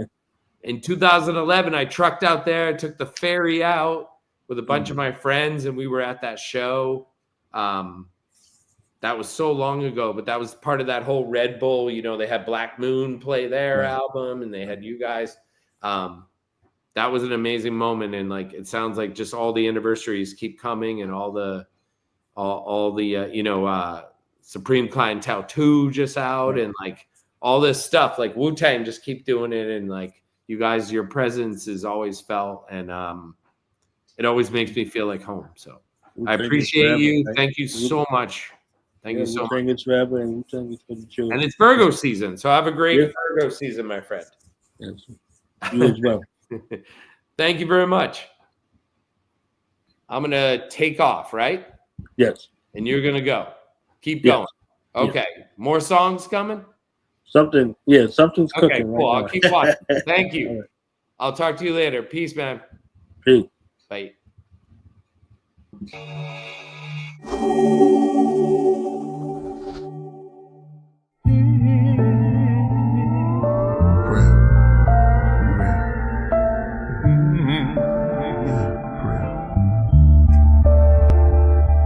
The government tell us we woke, and at the same time sell us the dope that leads to heart failures and strokes. Where do we start? Do we believe what the elders wrote, or the ones who watch through a telescope? The Illuminati cyclops, beast mark on every coast. The head of a cult, the devil goat, that sits in a drum circle like a hippie, dressed like a gypsy. My best of rocking to Nebula quotes is like Tesla notes. Now they got surveillance on Diddy. I'm a cross between Umar Johnson and Billy Carson. I told my grandmother that we are from where the stars from. I'm like Ron Hayes, but I'm Todd Wave with a blonde fade. Some days it'll be an orange braid, half shade. That's just his character. I made hair like lemonade. Both his parents come from Africa.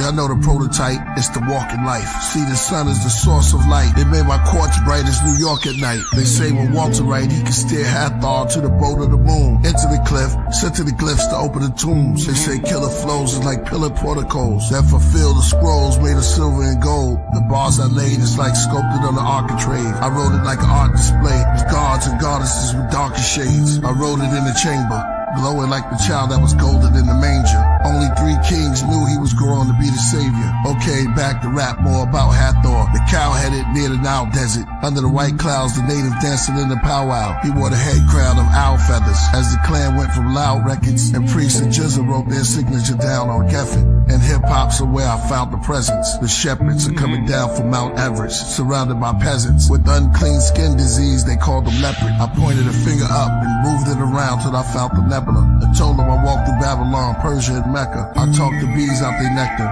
kings out their treasure. I've been counting ever since I've been walking. I started from forever. I've been writing on steelies, inside of caverns where it's misty. Dealt tarot cards to the hands of time. Closed my eyes while the mouth of a cave kissed me. I gave the walls history.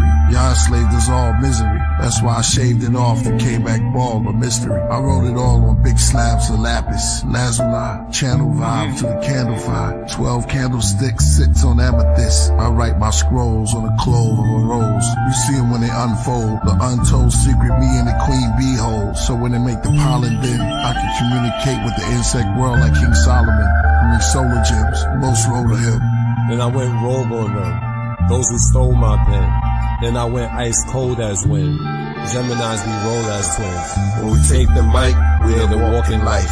The D's rated houses looking for your favorite out of Brooklyn. Africa praises to the bushmen, to the natives in the woodlands, the raisins in the Jukson, through the mazes of the bullpen. They killed our saviors, re-raised us and made us into hoodlums. Malcolm X became one of the greatest out of the Muslims, except for this boxer who never went to Oxford, never became a doctor, but got the rings of the chakras. Cassius Clay and Hathaway passed away, saw dimensions.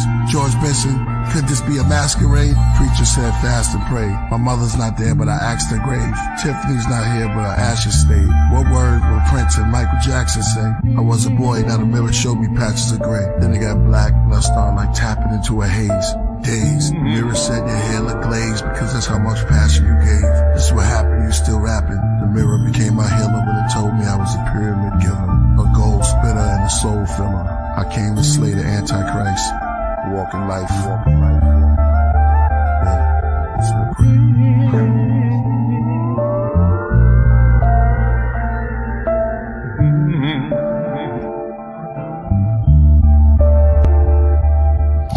Walking man, stores expand, rivers in my orbits ran after me across Japan, mastered the default command, skin brown but so bright, the mirrors where I caught a tan, lost the pan's labyrinth, spirits move across the sand, but birds to fly, the words defy, but in exchange they lost their hands, appeared inside the jungle, in the bed upon a Moorish man, I'm multiplying, gold horizon, traveling our ghosts Orion, burned the tree to 3rd degree, asking all the birds agree, I'm certainly a giant, using bamboo just to stir the sea, watched across an island, suddenly cooked the leaves to turn the tea, smoking gun and smoking tongues, 1,000 leagues below Poseidon, fell asleep and felt asleep, woke up and I spoke Hawaiian, Kamakami homicide, my brain was never colonized, as angels, demons, gods inside, bakeries with prophesied, serving loads of sermons, they all heard and drove in herds and droves, to see me when I'm cooking up, I'm writing over burning stoves, while levitating lepertainment, search below the surface robes, service codes, words explode, Terminator circuits froze, zigzag zodiacs, Killah, that's a murder mode, I hate how serpent hurt the toad, I can make the sculptors cry, rivers undiscovered under colors in the sulfur sky, and a child lullaby, valley where the skulls are dry, swimming this a cold supply of culture, most of those deny, children see it still believe it, lyrics make your brains whirl, zodiac charts inside the coffee cup, he made swirls with coconut creamer like he slowly watching paint swirl, quiet child who clammed up, spoken that it made pearls, Kai died twice like Mandela and James Earl, but only lived once, so many bodies in strange worlds, my neck's a grail, talent, spinal fluid in the mind wine, they don't understand me here, I'm from a higher timeline, I wonder what the microscopic people on my spine find, Pro Tools arena, so cool demeanor, while my head and heart battle, that's old school Medina, show and prove repeater, so smooth computer, I told you, Eureka, Zodiac and show theatrics, clearly they don't know the brackets, nearly break your bones for practice, think of kids who grow the cactus, marveled at my own exactness, that stand lethal from lowly maggots to holy maggots, engraved sigil in the stone of Cabraxis, who kept his name hidden as unknown on the track list, who rode a winged dragon on the road to Damascus, that kept his wings flapping on the throne of Galactus, no man can tell a Muslim from the bones of a Baptist, dragon flame spit, turn the stones into ashes, I don't even mean music, but I own all the masters, And they ain't really government here, they're only actors. Farmer sat on lonely tractors, shaving over Hopi pastures. Only realized he giving haircuts to an Olmec after. Children in my gene pool that couldn't get a pool pass. Used to walk on blue moon grass, vision the cruel past. Astrologies take the wheel, now I don't need the fuel gas. My Uranus versus means I'm following the rules last. Back when I was formed, all the angels in the heavens stared. Sharp and swore some harpsichords, playing over 7 stairs. Said a prayer, said a bear, my solar system set up rare. Know why I'm so fly? I'm flowing in the debonair, left the square. Anywhere I sit is an electric chair. Inside the maze, I reached the dead end, and so I made a door. By just thinking, modern legend of an ancient Moor. When you die, the world dies, you're who they made it for. The tallest giant made a glass ceiling, it became my floor. Lyrics in my brain galore, miracle they can't ignore. Zodiac, I'm the only man that time waited for.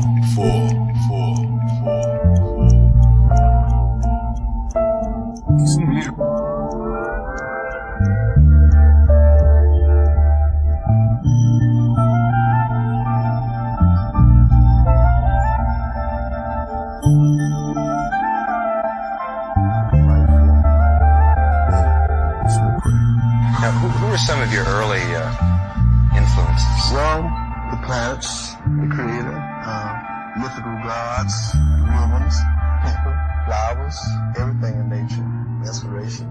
Musicians get their inspiration really from environmental things, and all musicians are inspiration to me, no matter what style they're playing.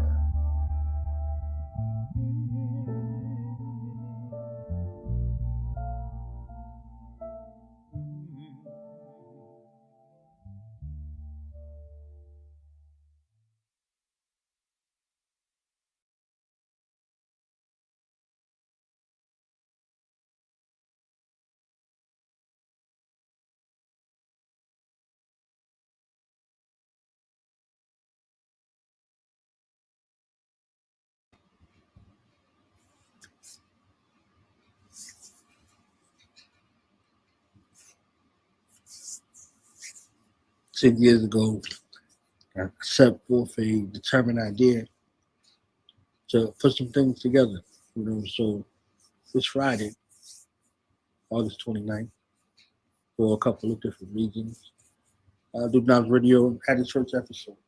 And as it would have it tonight, one of my first guests and one of guys I took a lot of verbal cues from over the years is the Black Dot. So the Black Dot, his born day is today. And we talked about the research question, what is consciousness? So that first episode, over 4,000 episodes ago, happened 10 years ago. So every year we begin the celebration, but every year the celebration got a little deeper. So this year, if y'all see this on the screen, shout out to AD for putting it up on the website. Killah Freeze, Solo Gems, Kill with Kazo, Coffee, Young, Hakeem Green and Channel Live,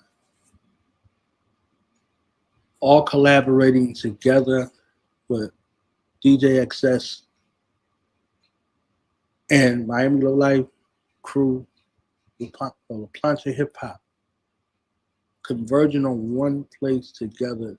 It wouldn't be what it was without those determined minds coming together to celebrate. People coming from everywhere to do this live. Normally I just do something on my channel when people come through, and it's been amazing every year. But this right here, they're dreams that I had over the years. Dreams, different locations, different everything, different all kinds of things, like chopping at the bits. But Friday, it goes from a dream to reality. Look who's on this flight. Look at the flyer. I know y'all seen some of the things, like one of the greatest gifts you could ever have in life is somebody who loves you. So this is the epitome of love. It's the epitome of love and loyalty. So how could I express love and loyalty more greater than love and loyalty themselves? They showed me nothing what it was. Like if you're not there at the gathering, you miss it. Somebody could tell you about it. This is not the thing you want to miss. This is not the thing you want to miss. Live streaming at both locations, August 29th. 10 years, I do now radio, the Cipher Versary. A completion and a new cycle. This spot on the zodiacal wheel and continuing to build what it is. I could have never imagined when I started that this is where it was going to be, but literally, this is how my family saw fit. This is how my ancestors saw fit. This is how God saw fit to bless me in this moment with the means to be able to put these things in motion. In motion, things are moving. So if you have a determined idea in your heart, you have a story that you want to tell, you have something that you want to see, it takes time. But the time that it takes is preparation for the time that it comes to fruition. So everybody's covered with their family like family. So if you can't physically be here, what you can do is purchase a live stream ticket. Purchase a live stream ticket and you'll see it. And you'll have it forever. So if you can't physically be there, like it's a weekend of celebrations. You know, Friday is the precipice of all of the time that's been put together, but it's a weekend of celebration. People are flying in, people are driving in, people are doing everything they possibly can do to be here in this celebration spirit. There's something happening in Miami all weekend. We're celebrating love, we're celebrating loyalty, we're celebrating the unsung people who never got any recognition, their stories. So everybody has a grand story in the grand scheme of things, but if we are not sharing our stories as our authentic self, we are robbing the very aspect of the reasons why we're here. So, hopefully tomorrow, we'll come back through and everybody will be available. Everybody who's in town, people are on the way right now. People on the way right now. So, we'll have one more chance tomorrow to kind of go through the things. Hopefully, we can get the host. When you put something on, you want the host to be able to do something magnificent. So there's no true greater host that I know of in a love space, in a brotherhood space, than Young Hump and Thurston Howard III. When you start thinking about these things, you start to envision things in your mind. Then you need a soundtrack. You think about a DJ XS. You think about a DJ Classic. Then you start to think about, okay, we in Miami. Where is the cultural unity that brings us all together? We have the groups that are here that have agreed to be a part of this history. There's so much preparation that's gone into this over these last, couple of years. It becomes surreal to even hear about that, to hear it actually coming to fruition, to dream a dream that you can't share with people because people start talking down on your dream. But the dream is here. The dream is a reality. So everybody here in one shape, way, or form has been a part of this journey. Through Knowledge Radio, its history, all of the things from a virtual space to a physical space to a virtual space and now a celebratory space, starting a new chapter. So like I said, we'll be on tomorrow, hopefully, for AD, and we'll continue making history. So thank y'all for tonight, and we will see y'all tomorrow.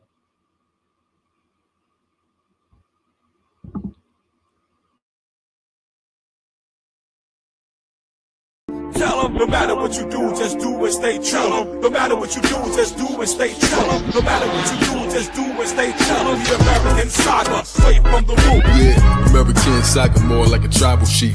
4 chambers in the heart, that's a Bible priest. It's the high cerebral spinal piece. Sword in the middle of the night, chest boxing him a psychic thief. Smoking mirrors just to reflect, no, I'm too high to reach. Dirty, so I toss the last gun, say my final piece. Kai Zodiac, last up is the final feast. Got 1,000 MCs stuck inside my teeth. 5'9", got 50 cents like a half a bill. Went through my ghost stage, no, I don't need a master kill. Bust the cap into they yo, oh, that's a daffodil. Genius out the bottle, they can wish and never master skills. Sway the universe, let the mannequin stiff. Solar radio, Quando, rapping roundhouse kicks. God, you don't make you God. Woo sign with my wrist connected. Resurrected like I remixed the Kiss the ring, kiss the ring. I'll spare the life.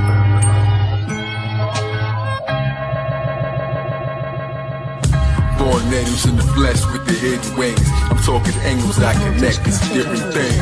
We the royal priesthood, we the wizard kings. The most anticipated, kiss the ring. Scream the name out for the priest. Supreme, all real, kiss the ring. We the royal priesthood, we the wizard kings. Smacking seas, watch the stream, your majesty. She's not a raven, not a dove, and not a pelican. The immortalized phoenix, universal element. The throne holder with the flow that's most eloquent. Bringing the rebellion, the mothership propelling it. I'm nicer than they ever fathomed every time I'm doing this. My energy is like slicing an atom to its nucleus. Interstellar, surpass astronomical. That's why my aura got a sparkle like a diamond do. Soaring through the sky, but I was born underground. Blood on the temple from the thorns in the crown. The 7th seal will open when the horn makes a sound. No time to mourn, you was born not to stick around. So start reflecting and atoning. I recollect the sectors I was known in, even long before the Greco-Roman. Time to bow and kiss the ring, you will respect the chosen. I won the battle before I select my next opponent. 6 million ways to die, they lied to the masses, but they never taught you how to rise about the ashes. My intuition say we trapped inside a simulation, so I'm here to bring demolition to imitations. I dispelled the pressure when I held the scepter, the luminescent, iridescent solar cell receptor. I rebelled and I refused to sell the elder treasure. Time to unify, rebel against the hell forever. Every word in the verse, you know it is Phoenix. Give the people rebirth like I'm growing a fetus. Say the truth with my chest like showing my cleavage. The mothership kiss the ring, cause we the ring. Yeah, multitasking through the multiverse, immersed in the energy that broke the curse. In a thirst for higher works, dispersed out your speaker box like Peter Tosh. Days balance equal, vernal equinox, high voltage, frequent shocks, outward charged particles. Flares bring more color than carnivals, editorials, rhymes and written articles. Alkaline, my arsenal, I'm Canis Major, others are marginal. Fez, brilliant red like a cardinal. Flourishing with other Moorish kings, kiss the rings, mystic strings, beyond intellect, holistic beings, ecclesiastic, legendary like Atlantis. Reminded of divine protection, seeing a praying mantis. King Sharif on my throne, caliphate in the east. My influence increased from Greece to Mozambique. Crown jewel, laying new ground rules. Ibukare, my mind sparred in renowned schools. No parlay, gracious, build an oasis, spacious, greatness, entire priesthood, traveling spaceships, connect with lawmakers, Mahatmas, scholarly, those who know the truth about the Barbary, God's professor, private sector, beat the architecture, Tartarian, so on the microphone, a barbarian, Islam, Al Day and Bay, if we Voltron clans, we run circles round Satan like the Photon Band. Jack fell down, broke his crown, and Jill came tumbling after. The black and brown came from the ground and filled the sun of the magma. A rap profound as a lounge, so kneel in front of your master. From merry-go-rounds to burial grounds, I killed every one of you rappers. With my skills I can heal, but my tongue is disaster. The 8th seal is revealed in none of the chapters. Burn them on cheap wood, this is royal priesthood. There's cavities and casualties wherever we stood. When I black out, I see the bats route. I say things that make the cats crouch. Wings from my back sprout, serpents coil. Anoint the head with virgin oil, drip with olives. We sit in garments and spit astrology. Regardless, we goddess and goddesses. And thick as the dip with the garlic. My heart is the chip that's smart, that's trick knowledge. Nah, we kick knowledge while eating salad in a big palace. The roof open and the sky show a rich harvest. The Bitterman man, the black who a thick target. Hey, yo, musically I'm married to the group, that's the wedding band. Cycle Jordan rings like Thanos with the heavy hand. The ringleader, the electric lamb. I'm staring at the rings like a breast exam. Appearing, I'm the next cycle at the drug ring, spirals in the dust ring. I made a campfire with the circle around the sun spring. I see rings in the flowers where the blossoms bloom. Knock the onion rings out of supersonic boom. That's 2 holes in the middle of the BM. I seen rings in the middle of the tree limbs, clothed in the gospel, the noble, apostle. I'm moving more circles than the O's in Morocco. My blow made the rocks blow. Killing sex traffickers, my flow freed the kids in the ring. From death massacre, priesthood, vampire hunters, arrest Dracula. Earth stage, I rock, never left in the ground. But smoke till I'm so high up the heavens down. 12 angels quickly circle me wherever I'm bound. Morris headband leader, that's a heraldry crown. Like no sort of omens, bodies lammed on the floor. Purple rings of cerebellum, see who answers the door. As I quickly throws, they bang the snow rings like the sound of sleeping, playing ring toss with my chakras over mountain peaks. Now's of the owl chief, ornaments around the reef, alkali, riding on the decibels around the streets. Brainstormers gather the star charters as every knee bends, kiss the rings of the Zod father. The Don Zada, in a sense, like the Nog Chomper, knowledge chomper, Kaharaja, squash him like a Kalabasa, Kali Lama, Dalai Lama lamp, Muhammad Ali Baba, uncontrolled votes. They all bowed down when we stood. Big flag, zigzag, zodiac, killer priesthood. Killer priesthood. Scream the name out, royal priest. Leave the blood spilling in the street. King, supreme, all meal, kiss the ring. Scream the name out, royal priest. Leave the blood spilling in the street. King, supreme, all meal, kiss the ring.